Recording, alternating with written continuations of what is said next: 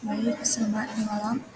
Di sini saya akan memaparkan materi mengenai teknik pengumpulan data, metode pengumpulan data, jenis instrumen pengumpulan data.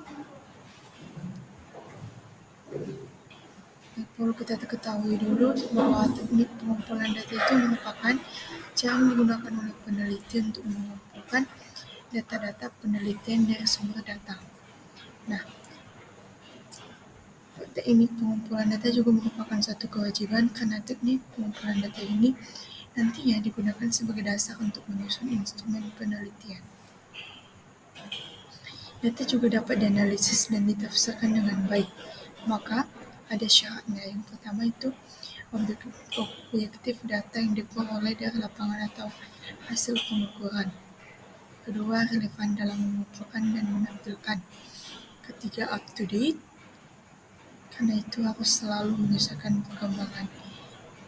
Nah, dalam bahasa teknik pengumpulan data untuk penelitian kualitatif akan dibagi menjadi dua, yaitu satu, kegiatan belajar. Pertama tentang teknik wawancara dan observasi kegiatan belajar. Kedua, tentang teknik dokumentasi dan triangulasi. Nah, di sini juga ada beberapa teknik pengumpulan data kualitatif itu. Pertama, wawancara. Kedua, observasi. Ketiga, dokumentasi. Dan keempat, diskusi terfokus. Nah, di sini ada beberapa metode pengumpulan data, yaitu pertama penelitian langsung, ada satu bagian itu observasi, kedua interview, ketiga wawancara, dan keempat menjalin hubungan baik dengan responden. Kelima dokumentasi, alat keempat kuesioner. Nah, di sini juga ada metode penelitian kualitatif, di mana penelitian kualitatif ini merupakan pendekatan penelitian yang bertujuan untuk memahami dan menjelaskan fenomena sosial secara mendalam melalui interpretasi konteks, pengalaman, dan perspektif individu yang terlibat dalam fenomena tersebut. Nah, di sini juga ada beberapa karakteristik dari metode penelitian kualitatif. Pertama, konteks yang alami. Kedua, pendekatan induktif. Ketiga, subjektivitas peneliti. Nah, di sini juga ada teknik pengumpulan data dalam penelitian kualitatif. Pertama, wawancara, yang merupakan teknik pengumpulan data yang melibatkan interaksi langsung antara peneliti dan partisipan penelitian. Kedua, observasi, yang merupakan teknik pengumpulan data yang melibatkan pengamatan langsung. Ketiga, dokumentasi, yang melibatkan pengumpulan data dari dokumen, arsip, atau bahan tertulis lainnya. Nah, di sini ada jenis-jenis instrumen pengumpulan data. Perlu kita ketahui dulu bahwa instrumen pengumpulan data itu adalah alat bantu yang dipilih dan digunakan oleh peneliti dalam kegiatannya, mengumpulkan agar kegiatan tersebut menjadi sistematis dan dipermudah olehnya. Nah, di sini ada ciri-ciri instrumen pengumpulan data itu.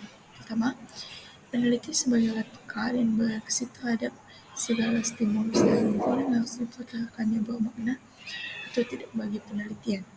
Kedua, penelitian sebagai alat dapat menyesuaikan diri terhadap semua aspek keadaan dan dapat mengumpulkan aneka ragam data sekaligus. Ketiga, tiap situasi merupakan keseluruhan. Tidak ada satu instrumen berbatas. Nah, di sini ada 3 bagian juga. Yang pertama, suatu situasi yang melibatkan interaksi manusia tidak dapat dipahami dengan pengetahuannya semata untuk memahaminya. Kita perlu sering merasakannya juga, menyelaminya berdasarkan pengetahuan kita. Kedua, peneliti sebagai instrumen dapat segera menganalisis data yang diperoleh. Ketiga, hanya manusia sebagai instrumen dapat mengambil kesimpulan berdasarkan data yang dikumpulkan pada suatu saat dan menggunakan segera sebagai balikan untuk memperoleh penegasan. Nah, di sini ada 9 penjabaran contoh dari masing-masing instrumen. Yang pertama itu angket.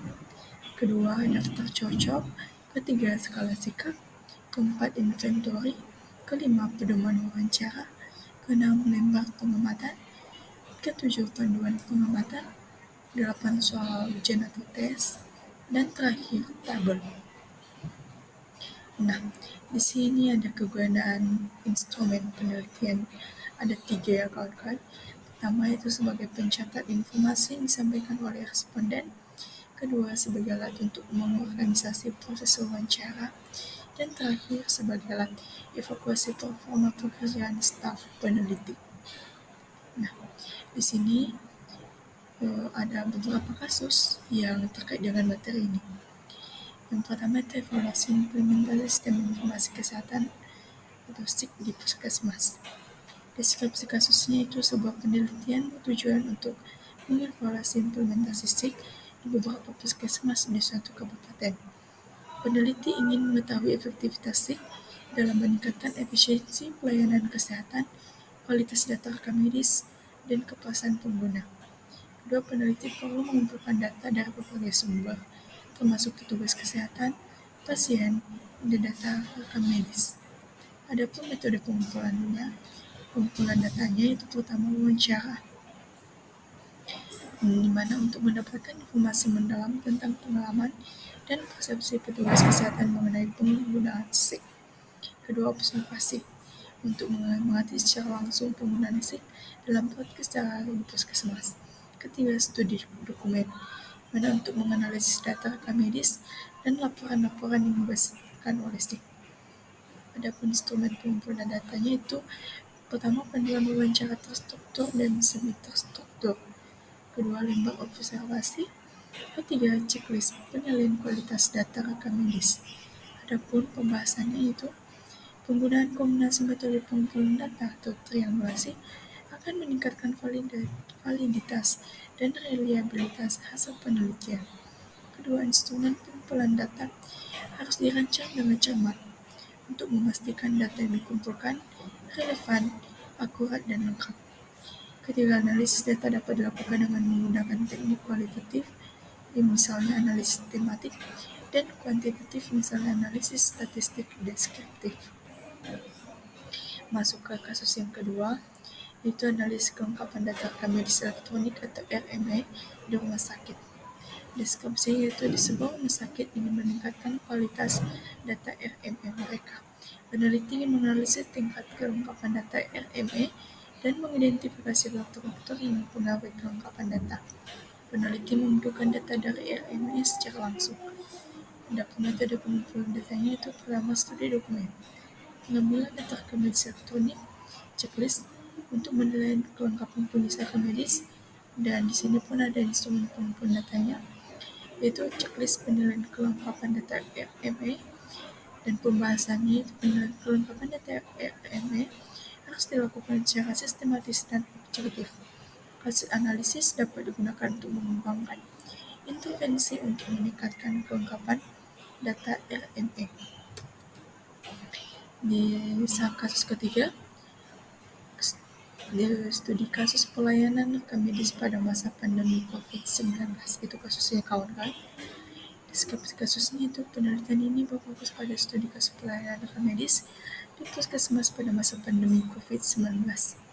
Peneliti membutuhkan data yang mendalam mengenai pelayanan rekam medis pada masa pandemi. Metode pengumpulan datanya itu pertama wawancara mendalam dan kedua studi dokumen. Instrumen pengumpulan datanya itu panduan wawancara mendalam dan dokumen-dokumen terkait pelayanan rekam medis. Sampai ke pembahasan yaitu pengumpulan data kualitatif dengan wawancara mendalam memungkinkan pemahaman yang lebih dalam tentang tantangan dan adaptasi dalam pelayanan rekam medis selama pandemi. Kedua, studi dokumen memberikan konteks tambahan dan bukti pendukung dari data wawancara. Baik, sekian pemaparan materi dari saya. Sekian dan terima kasih. Selamat malam.